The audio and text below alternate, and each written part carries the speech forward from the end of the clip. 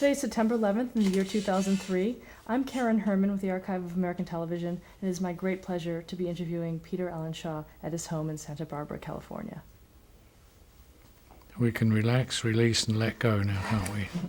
Okay, we're on camera. I'd like to start the interview Yeah. by asking you some basic questions about your early life. And our first question is, what was your name at birth? My name was Peter Ellenshaw, but I had William Samuel Cook Ellenshaw. I had a long-winded name like that, God knows why. But that's lost in the 1913, it's a long time ago, I can't remember. I was too old, too young or something. When were you born? 1913, May 24th. Where?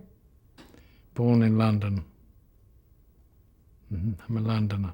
What are your parents' names? My parents' names are the same, Ellenshaw. Their first names? Oh, my mother's name was Adeline. My father's name, I don't know because he died before I was able to remember him. What were some of your hobbies growing up? What were my hobbies? Yeah, growing up as a kid. Motorcycling. I loved to motorcycle. And it sounds a silly hobby, but I had to get to work and I would ride my motorcycle to work. And I would work in a garage until I met Mr. Day. Who's Mr. Day? Mr. Day was celebrated in the films in those days, Walter Percy Day, and he'd been working in France as a special effects man in the films. And he came to England because his sons had reached the age when they would have to have joined the service in the French army, and he didn't want that to happen, so he came back to England to work. And how did you know of him? I came to know him because I heard that an artist had come to live in the neighborhood, and so I hurried round to see if I could do something or help with him, because at that moment I was at the depths of misery because I was painting as a grease monkey in a garage, and I wanted to better myself, and that's when I met him. When did you first become interested in art? Oh, I was born with an interest in art. Did you pursue it right away? Did you always draw? Yes, I used to draw. I scribbled and like all children do, because we all love art if we were only nurtured to appreciate it. Most people don't. They drop it and they think it's feminine. Love of art is international, and it's also goes beyond the bounds of male or female. Did you teach yourself in the beginning? How did you learn? I, of course, like all children, taught myself. When this man came to live in the neighborhood, I went round to him, and he found that I had a great talent at that time, so he took me on as his assistant.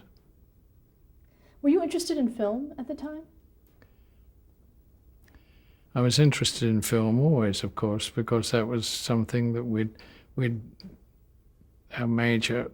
There wasn't television in those days, so you'd go to the films on weekends as a pleasure to see great pictures that were made in those days, movies. And what did Walter Percy Day do? Walter Percy Day did what I eventually began to do, and that was special effects.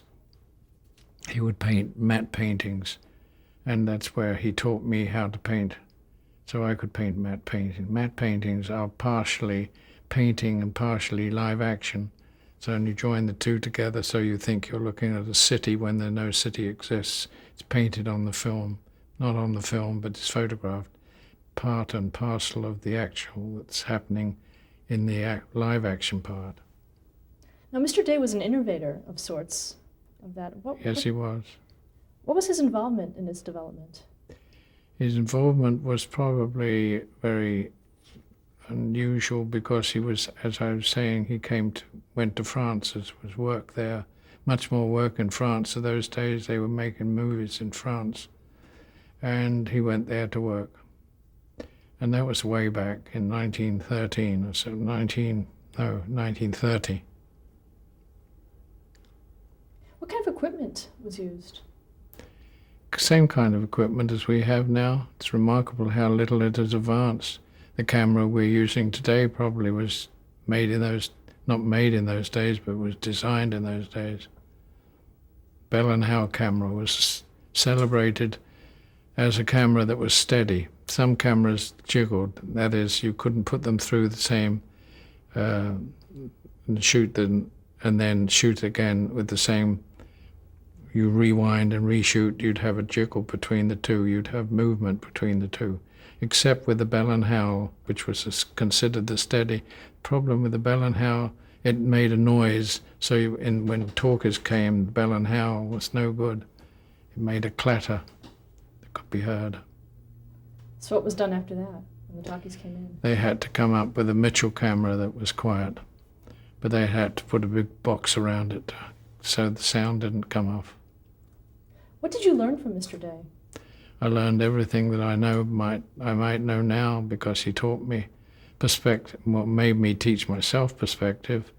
Perspective, of course, is a very difficult part of painting for a young man who hasn't been to school. And it took me a long time to overcome that fear of not knowing perspective. Perspective is simple once you get to know it. What did you do in the studio in those early days?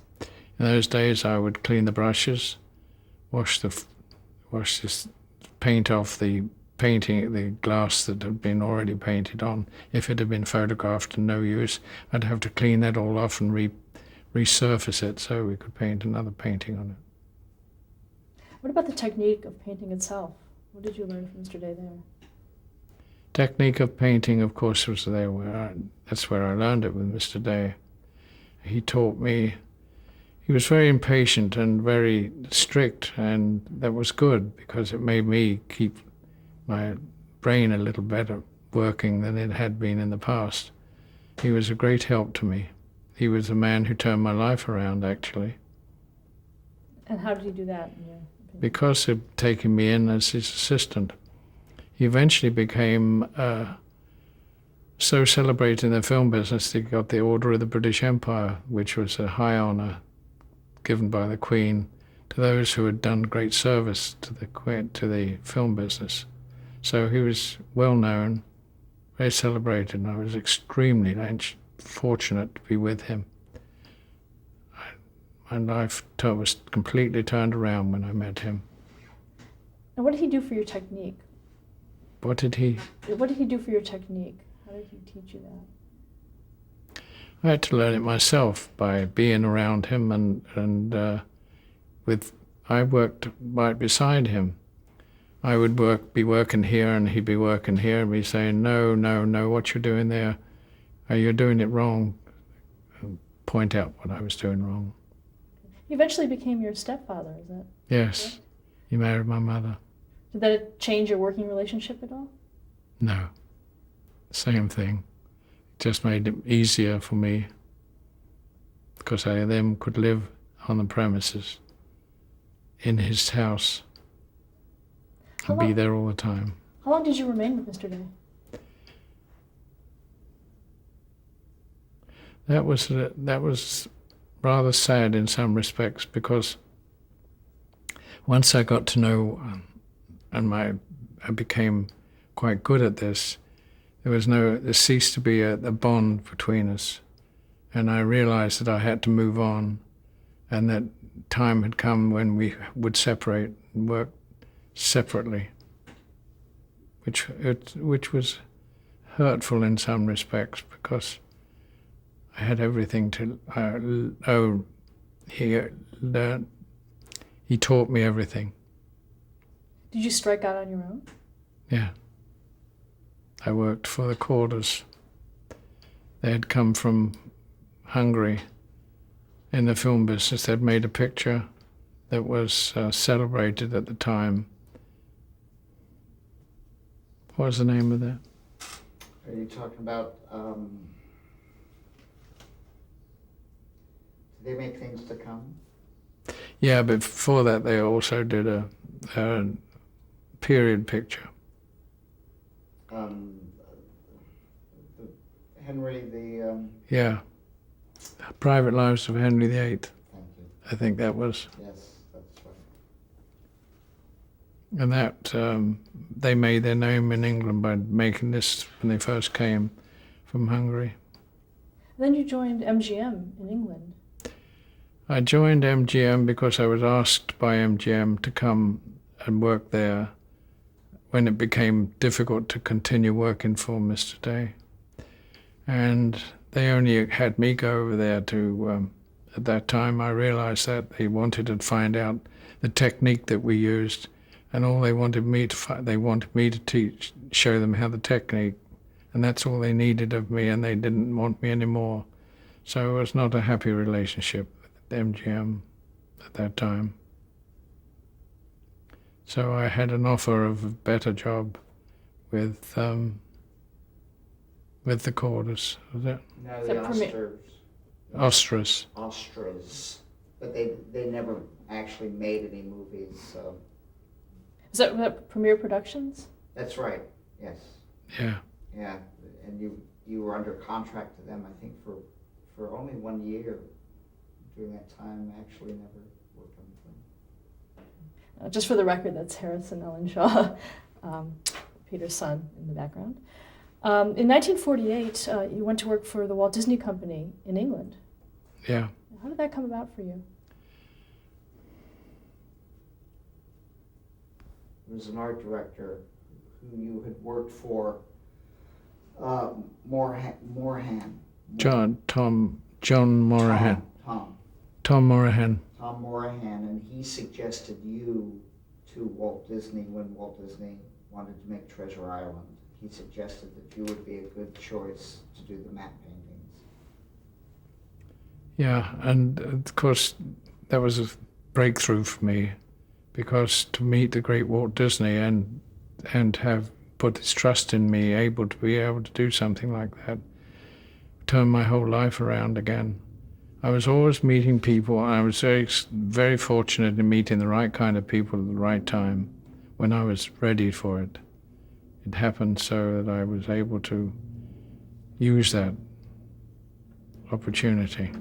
I grabbed it. I was very eager in those days. I worked hard. I would work for 12 hours straight. And so, of course, I was eager to make my way in the world. You don't do that by sitting around. So your first film for Disney was Treasure Island. Mm-hmm. Do you remember anything about that? Oh yeah, we went to Tobago for that. No, sorry. Hmm? No, you think that was later. This was Family Robinson. Treasure Island, you did everything at the studio in England, and On the back lot. yeah, and that was Walt said that he would do more pictures in England because he didn't have to go to location. You could provide the matte paintings, and that's and after Treasure Island came Robin Hood, and then Sword and the Rose, and then finally Rob Roy. I did all those in England. Yes. Extraordinary. Did you meet Walt Disney while you were in England? Yeah. He would come to this. Walt had a way of being able to talk to almost anybody at a level, and it was wonderful because he'd come to my studio and sit and talk with me about work in America, and I hoped that one day I'd be able to get there, which I did, of course, on my own, but no, he was the greatest man I ever worked for. In 1953, you came to America. Mm-hmm. How did that come about for you? I decided that there was no work for me in England, so I had the offer to go to America, I think. Yeah. Well, Fred, you started to tell Fred us about Lay. it. Fred Lay, he suggested that you might come to America. You packed up, you sold your house, and you came, bought a ticket, paid your own way, Did you brought have your family. did you have a job? Did you have something lined up before No. you came? On the expectations that I could get work, I came on my own, and with my wife and Harrison, who was a little boy at that time, we came over paying our own way. And when I arrived at the studio, Walt said, "I don't know why you've come, there's no work for you." But he said to Fred Leahy, the man who was running the studio, producer, he said, "Find him a room, he'll find something to do," which I did. I thought, well, I'll do a map of how Disneyland's going to look, which I somehow or other got involved with, and that's how I started. You did Who's some John? sketches, sorry. But remember, the key was that you didn't really have anything to do except for a few matte paintings on 20,000 Leagues. They were struggling with the miniature photography. And so you decided to do some sketches, and Walt saw the sketches. Gosh, yes. And sent you down to the miniature unit. Yeah. That was after the Disneyland project, No, right? we often get that mixed up. No, it was 20,000 Leagues, and after 20,000 Leagues was completed, then Disneyland was getting to the point that it was very close, and that's when he did the map of Disneyland. Because Walt wanted something to show the audience on the Disneyland television show what this new theme park Concept would look was. like. And they didn't even call them theme parks. It was Each one there was a different parts of the world or something, wasn't it? So it was 20,000 Leagues, then Disneyland. Do you remember the first time you heard about Disneyland? How it was explained to you? Did you? Well, of course, I was working right there at that time, so it all came about as we all were deeply involved with it because of Walt. And the beauty of the whole thing, the real thing that made it, was to be on the same floor as Walt. There you would be part of the team that he was working on, and there he would come down. He'd visit us down in our offices and fill us full of excitement because he had a great way of producing from you something that you didn't know you had the talent to do. He was a great organizer of people, making them feel really more than they ever could be. Did you think that Disneyland would work? Would it be as successful as it was? No, I don't think anybody believed that. Did you think it would be a failure? No, but it looked like it could be. I mean, there was millions being spent on it. And the first time Walt, before the place was opened, he invited all the families who'd worked on it to go down and have a day down there, showing them each family being shown where they'd worked. It was a great feeling of company involvement. Now, when you drew the map, that so famous map, how far along was the project? How did you know where to put things? Well, it was all in design stage at that time. And he said, "Why don't you do a big map?" And I found actually a board that during those days they used to have storyboards, which they'd put up little pictures showing how the film was progressing. It was on a board about this tall, about 4 feet by 6 feet. And on that I painted this map of Disneyland, which became so well known, never thinking at the time that it would be. Did Walt Disney often look at that map? And He'd be there, and on the show that he had, I think it was a Sunday night, Or the Disneyland he show? would be standing in front of that map and saying, "Tonight we're seeing this." And so that was shown a great deal at the time. Were you familiar with how Disney intended to use television to help promote the park and vice versa? Well, we all became familiar with it when he proved that he could do it. He was a great innovator. Did he talk about the power of television Hmm. within his business? Yes. The wonderful thing too, that he would come to our house and have dinner with us, which was an exciting thing because he found that my wife was not one who dragged and oh, Mr. Disney. She let him relax when he came to see us. So he'd come to our house and relax and bring his wife, and they'd have dinner with us. What was he like on that personal level? Very relaxed. Very wonderful to know. Very great privilege to know him. Turned my life around. Did he treat you differently in the work environment, or was he always... No, the same. Who was John Hench? John Hench was a man that worked. This is the man I first met when I came to Disney and worked in his office because Walt said he'd find a room for me, or somebody told me. And so I worked with John Hench. John Hench had great taste. When I say that, I mean that he was a man of great artistic talent, and I think Walt used him for the style, because John had style. Can you describe that style a little bit? Well, his style was something that is difficult to express in words. He was a man who could... He was a man with great taste, and so Walt used his taste to make sure that the place was not just a run-of-the-mill place.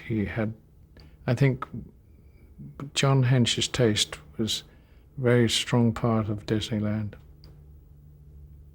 What was the Disney style? Was there a specific style? Difficult to express Disney style. Disney style was something unique and put together by people like the rest of us, like John Hench and the rest of us, put our little bits in, but Walt was the governing factor. He was a man who knew what he wanted and pointed the way he wanted it to be. You may express things better if you listen to John Hench or to Ellenshaw or to somebody else. But the first thing, Bill Walsh, in fact, I remember Bill Walsh was a producer for Disney, and Bill Walsh was told to get on and do something or other that he said, but I've never done this before, Walt. He said, well, now's the time to find out, isn't it? And it was. If you didn't find out, you found out that you didn't have a job. So you'd better find out. Was Walt very involved in the day-to-day operations? Yes. Down to did he choose colors or give you suggestions on? Oh no, he'd leave you to do the main work on the thing, but he would be in there to see. I'd hear him coming down the hall, and he had this cough that finally got him. But I hear him coming and think, God, great, he's coming to see me. Each day he'd come to see me. He came to see everybody else who he felt needed or wanted, or he wanted to see what they were doing because he was interested in what I was doing because I had a certain talent that he enjoyed. So I was very fortunate to have him come by and see me. But I was excited too that this great man would come in and just sit down and say, well, what are you doing here? Do you have a favorite memory of Walt Disney? Favorite memory of Walt? Of those, favorite memory of that Walt is of his coming in to see me in my office and discussing other things other than what he was doing, but his life as well. He would tell me about his early days, and to be part and parcel of Walt Disney's confidant was something very exciting. Let's talk about a few other projects that you did with the Disneyland. The Circarama. Yeah. Well, he said, came into my office one day and said, I want you to go to some of the great places in America where we're going to shoot in every direction, and you find the spot, and we're going to take the Ramblers and put this on top of all these cameras on top of the Rambler and shoot in every direction. So you're going to have to find a place that is interesting in every direction, which was no easy matter. But that was an exciting trip to go and be told to go and be responsible for that. Now, how did you find those locations? I was recommended by people who, of course, we all know that Monument Valley is a wonderful place, and we all knew these other places, so we chose those because they were well known.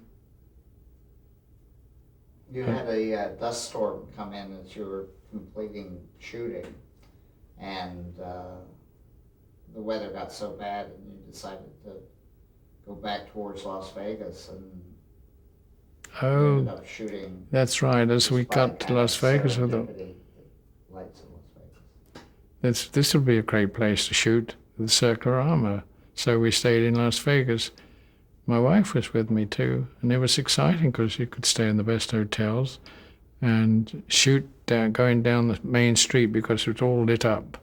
Las Vegas was full of neon lights. So we shot that. That's right. Do you remember any other projects that you did for the Disneyland park itself? You did 20,000. You did two others of note. One was 20,000 Leagues Under the Sea exhibit, because the film had been a success and they wanted an exhibit. And they took a lot of set pieces and made an attraction which you walked through, and your matte paintings, because they had been very large, were at both the beginning and the end of the walkthrough. And then also you walked into the main lounge of the Nautilus submarine and could look out the window, and there was the giant squid from the movie. So you helped put that all together. And yeah, and I remember the matte paintings were there. As you were saying, they were huge, and they needed varnishing. Well, some fool went and varnished them with the wrong kind of paint, and so they were all yellow and useless, so I had to try and wash that off, and you couldn't. So I repainted those when I was down there waiting for we were shooting something down there, and during the day I would repaint these pictures and put them back into the show. It was all a kind of amateur show in lots of ways, the way we did this, because it had never been done before. And of course, under Wart's guidance, he had the vision to put us on the right track. Let's stop there to change the tape.